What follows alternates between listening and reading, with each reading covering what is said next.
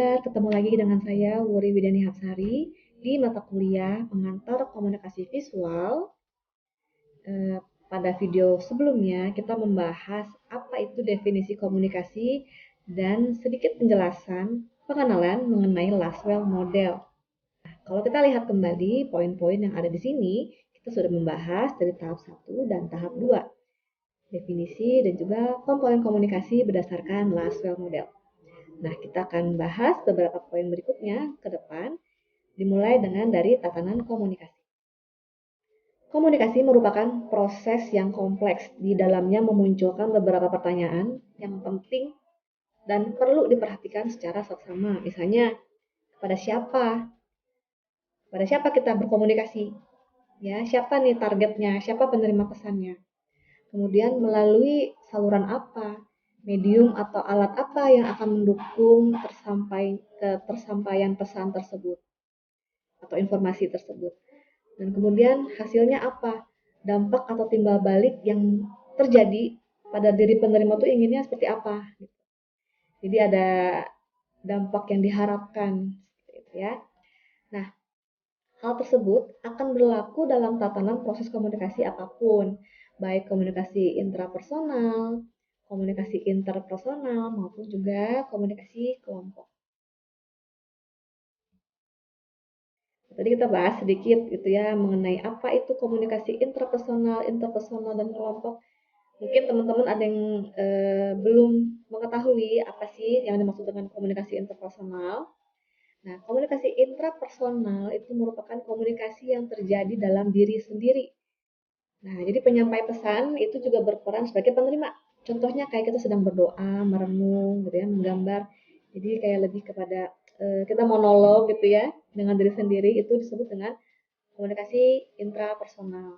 Kemudian ada juga yang disebut dengan komunikasi interpersonal, yaitu komunikasi tatap muka terjadi antara dua orang atau lebih. Misalnya nih, ada yang sedang berdagang gitu ya, penjual dan pembelinya saling bernegosiasi, atau mungkin ada percakapan lewat telepon gitu ya, ada yang teleponnya, ada yang mengangkat teleponnya, saling bersaut-sautan gitu ya, ataupun yang lainnya ya, percakapan sih intinya seperti itu. Kemudian ada yang namanya komunikasi kelompok. Nah, di sini setiap individu yang terlibat masing-masing berkomunikasi sesuai dengan peran dan kedudukannya. Misalnya ada diskusi antara guru dengan murid, mungkin juga ada presentasi bisnis ya, ada pebisnisnya dan juga ada buyernya dan lain-lain gitu ya. Nah, sifat daripada komunikasi sendiri sebetulnya ada beberapa. Yang pertama ada tatap muka atau face to face, verbal atau tulisan, non-verbal bisa gestural maupun gambar, hingga yang bermedia. Nah, ini yang bermedia ini sangat DKV banget. Nah, jangan lupa tujuannya. Sebenarnya tujuan dari komunikasi adalah di sini ya.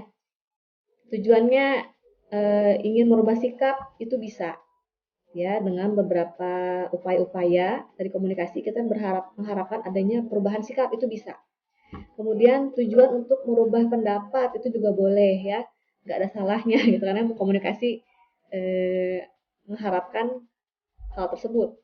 Kemudian adanya perubahan perilaku dan juga yang terakhir ada perubahan sosial. Nah, keempat ini merupakan tujuan daripada komunikasi.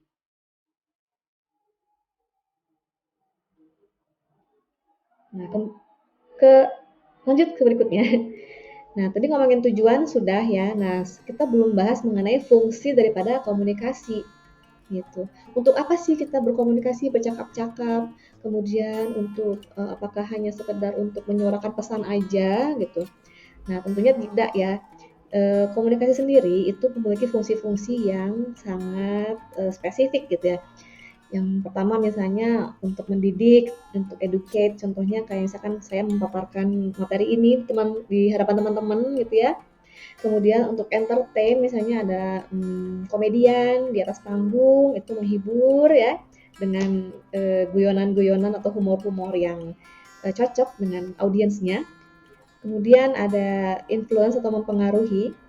Contoh yang paling mudah ditemukan adalah ketika kita menemukan adanya calon-calon kandidat politik yang sedang maju gitu ya untuk mencalonkan diri untuk dipilih. Pasti ada influence secara propaganda dan sebagainya.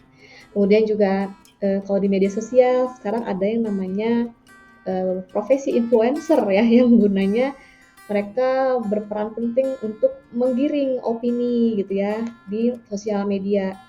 Persuade itu mempersuasi atau mengajak.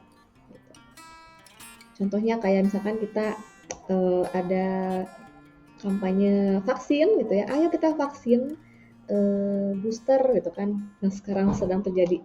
Kemudian to inform, ini yang sudah pasti terjadi ya untuk menyampaikan informasi. Dan yang terakhir adalah to enlightenment atau memberikan pencerahan. Seringkali dalam komunikasi itu juga tujuannya untuk mendapatkan poin-poin pencerahan tergantung daripada konteksnya ya. Misalkan pencerahan dalam diskusi belajar. Untuk tekniknya sendiri, komunikasi juga ada beberapa tawaran ya. Ada tawaran tekniknya banyak juga. Ada 4 sih di sini yang coba kita rangkum. Ya, yang pertama adalah komunikasi informatif atau yang tujuannya tadi menginformasikan. Kemudian teknik persuasif yang mengajak. Ada juga teknik instruktif memberikan perintah. Contoh instruktif adalah misalkan dari atasan ke bawahan itu ya. Kemudian ada juga yang tekniknya pakai pendekatan human gitu ya, maksudnya humanis ya, sehingga mengedepankan sisi-sisi humanisnya. Ini daftar pustaka yang bisa teman-teman cari untuk materi what is communication. Silakan teman-teman boleh cari literatur di atas ini. Nah, barangkali ada yang sudah baca, boleh komen di forum ya setelah selesai menonton video ini. Oke, terima kasih. Ini merupakan ending daripada materi What is Communication. Sampai kita ketemu di materi berikutnya ya. Terima kasih.